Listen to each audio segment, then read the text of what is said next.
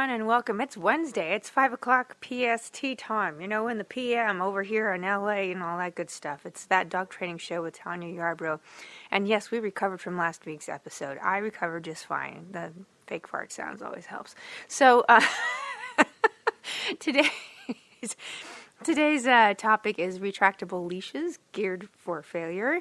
But before we get into the deep, dark secrets of retractable leashes and why they're evil, let's talk about classes. Upcoming this Saturday, October 25th, this is your last chance to take classes from me, group classes in LA, for this year. So if you haven't checked it out, go to www.bluecollarworkingdog.com. There's a brand new class called Master Distraction that people have been asking for, and it's basically going to be all about how to get your dog past distractions, including people petting your dog. Because the whole point of teaching obedience to your dog is to actually take them places outside of your house and not have them lose their mind, and also to help them get over phobia. So street obedience is starting as well, and also basic obedience. Movie tricks too. You don't have to take movie tricks 1 before this. It's just fun. It's all positive training. It's kind of more about doing cute, fun parlor tricks to like build up the confidence of your dog, but also kind of give you some extra skills, which might be really useful for you that you can be creative in the future. So that's on Sunday, the 26th. Is it just a 3-week class? It's just 3 Sundays in a row, and that's it. And then November 7th, first Sunday of the month in November, is the healing workshop. So it's a 2-hour intensive. It's much less expensive to take that class than private lessons on learning how to get your dog to heal and get past distractions. Very precursory, but very intense.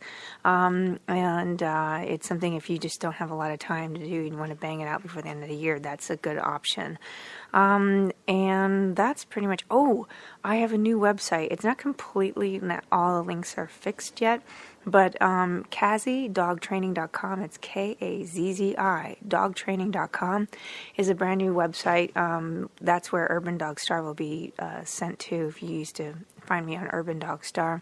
So it's a kind of snazzy.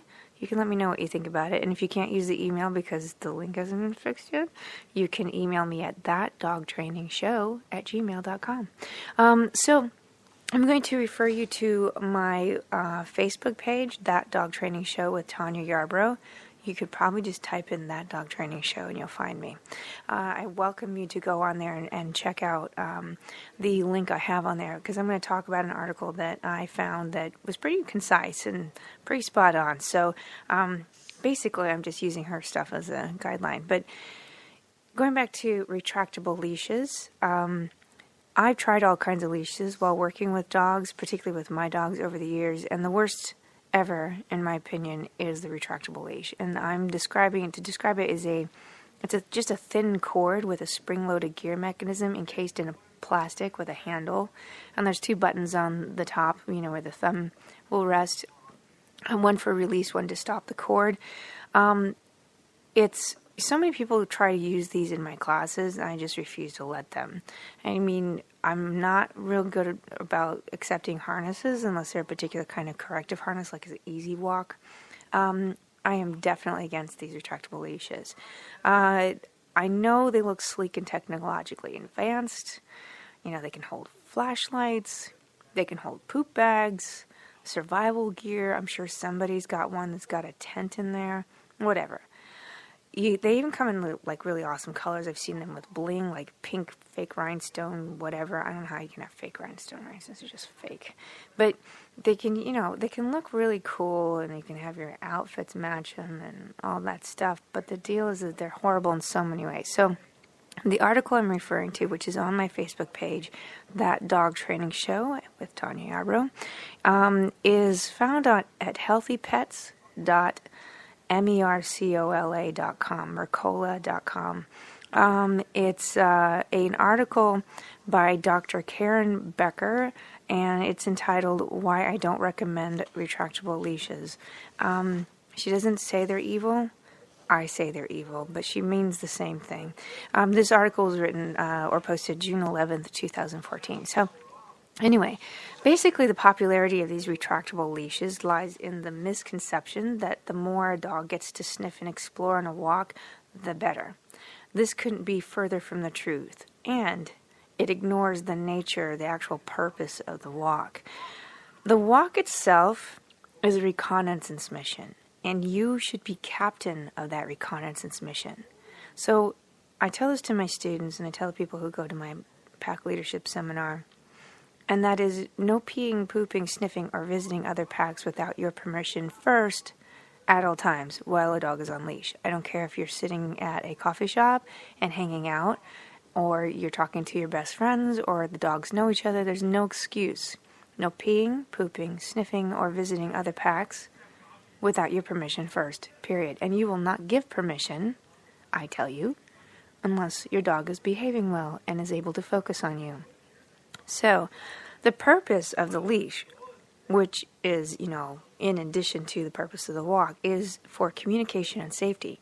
It's not merely a matter of controlling the animal by force, or to accommodate the walker's laziness in the reconnaissance mission, which is usually what ends up happening. So, given the retractable leash, and given the purpose of the walk and the purpose of the actual leash, the retractable leashes do the exact opposite for which leashes are designed. And it destroys the purpose of the walk. So, here are the 10 reasons that Dr. Karen Becker say not to use a retractable leash, which, once again, I will say, I absolutely agree with her on every point. So I will embellish things on my personal experience. I mean, the primary reason she states is that this kind of leash teaches all the wrong things that a dog should do on a walk, and they are instruments of danger for the dog and human, period. So let's get into it. The first thing, and by the way, I'm going to do this not necessarily in the exact same order that she put them in, but pretty close. So if you're trying to follow along on the article, bear with me on this. The first one is that too long, too far ahead, too dangerous. Okay, number one reason. The length of retractable leashes can be 20 to 26 feet. So this allows the dogs to go way ahead of the owner. I mean, that's a long distance. That's longer than my SUV. So if you're going to have your dog way out in front, it's really easy for that dog to run into danger, and you're not even close enough to protect the dog. Remember, this is a reconnaissance mission, so you're not just checking out, the environment and being in charge of that, but you're also in charge of protecting the pack. And I've actually told students in classes, and one of the reasons why I don't like those is because the dog can be way out in front of you, walk right through in front of an alleyway, and a car can run over your dog, and because they don't see it, and you're not even there. So, it's like sending your little toddler out there and expecting somebody to using it as a tester to see if there's a car coming. It's really kind of not bright. And then I did have one student say that actually happened in downtown Los Angeles, that somebody had their little dog on a retractable leash, which was clearly fully extended, and the dog walked into the alleyway, and the owner's 20 feet away, and the dog got ran over. So, and it's not the driver's fault. It's the owner's fault. It's your fault. Your job is to protect the pack, and if they're 20 feet ahead of you, you can't do anything. Okay, so that's kind of a huge issue, just on safety level. The second thing that is brought up is, there's no control and contact with unsavory characters. Again, this is about danger. Okay, so in the real world, not in the vacuum world you would like to believe you live in with your dog, at least not you personally, but the shubs out there. There are people and dogs that you don't want your dog to be interacting with. Okay, it's same with like your own child. You wouldn't want them to interact with someone who would be dangerous or threatening, or agitate them, or get them overexcited, or get them not to listen to you anymore. It's not your job to go find things to excite your dog. Your dog can find things to excite themselves. You just leave the house, they'll find something to excite themselves. You may not have much of a couch when you get back, but they will find something. So it's not your job to indulge their excitement. It's actually your job to minimize the excitement and maintain the focus. So if you let your dog go forward, you're letting your dog go all the way out in front, far away from you, and then make contact with a dog, and you have no way of stopping. If you're like, oh my gosh, that dog's not a safe dog to be around, that dog has aggression issues. Well, you're not going to find out until there's already a confrontation and possibly blood. And it's going to take you a while to come running up there and try to stop the situation. that is not a good way to A, socialize dogs, B, to put your dog in that dangerous situation. You might as well, again, just let a car run over the dog. Okay? So you're really that's the ultimate laziness, again, with not having complete control of your dog's focus. I don't mean physically controlling them where they can't do anything, but I mean getting them to stay with you as a pack, as a group, and you are in charge of that. You have no way of protecting your dog. Or say there's a really obnoxious, violent kid who's like high on sugar. I've seen this happen. It's happened with my dog. They'll run over and just try to pound on your dog because they just think it's funny. And there are those not well-raised children who do that kind of thing. So if you want to have yourself a dog that actually is safe and doesn't want to be afraid of children, you're going to keep them far away from everybody until you've decided that it's safe for them to interact. Remember that no peeing, pooping, sniffing, or visiting other packs without your permission. Why would you give permission? 1, your dog's well behaved. 2, the other pack is safe to interact with, and that includes people. So her number 2 reason is spot on as far as I'm concerned.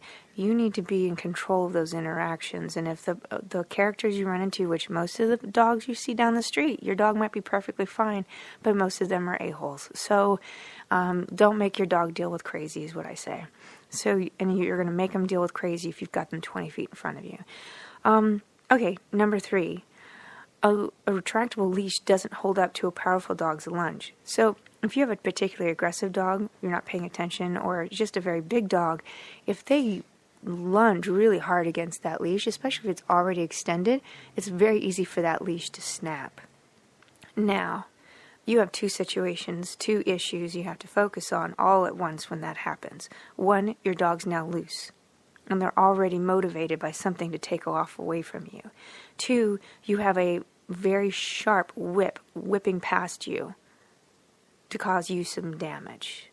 So this is not a good option for you to actually control your dog if it was an emergency situation like overexcitement or what have you. And guaranteed, if your dog is in front of you with a retractable leash with tension on it, they're overexcited already. So they already are kind of jacked up before they broke the leash with a lunge. So you don't want to actually put yourself in a situation where you would lose control of the dog and possibly the dog gets hurt or hurts somebody else and you get whipped around or somebody next to you gets hit by the cord. So this is not a really good option to take that chance with just because you want your dog to be able to sniff wherever they want to sniff. So, dangerous, bottom line.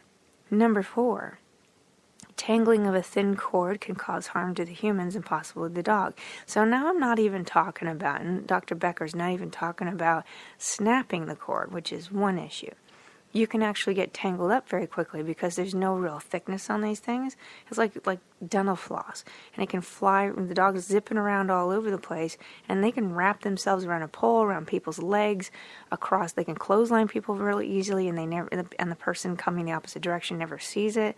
All of these things can cause serious problems. I've read articles where a woman lost all her hair because she had 3 dogs, her own dogs, on a retractable leash, each of them.